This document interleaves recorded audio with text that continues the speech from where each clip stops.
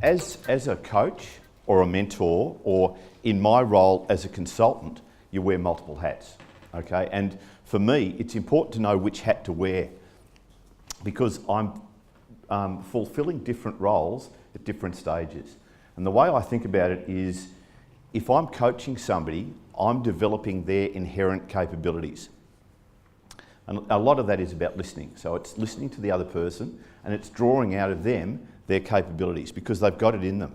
And one of the key things we think about when we're coaching is we say inherently we believe in the other person's capabilities, their abilities to do whatever it is. All we're doing is facilitating them to develop those capabilities and to work in areas that they're familiar with. As a mentor, I'm providing guidance and advice. So I'm acting more as an expert. If we go back to Karen's slide, moving down the scale, and I'm providing a lot more of the advice, so I'm doing a lot more guiding and advising to somebody who's probably less experienced.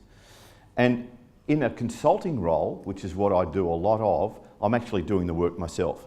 So that as a project manager or as an IT expert, I hate to say this, over the last 4 months I've become an expert in Oracle licensing.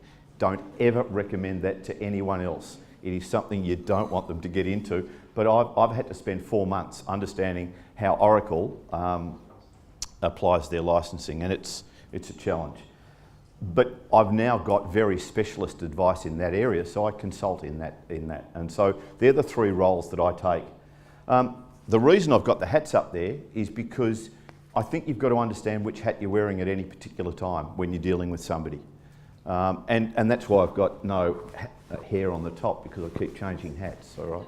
So, but it is important to know, if you're working with somebody else, it's going to be coaching or mentoring. If you're doing the work yourself, it's consulting. And if they have the experience and advice, that's the coaching role. The key thing for me is to understand the goals of that relationship. So, and the different goals for different people. Whenever you work with somebody, either as a mentor or a coach in particular, you've got to understand what their goals are. That's the key thing. So, as I say, they're going to be different goals for different people. So the first thing to do is to work with them, listen and understand.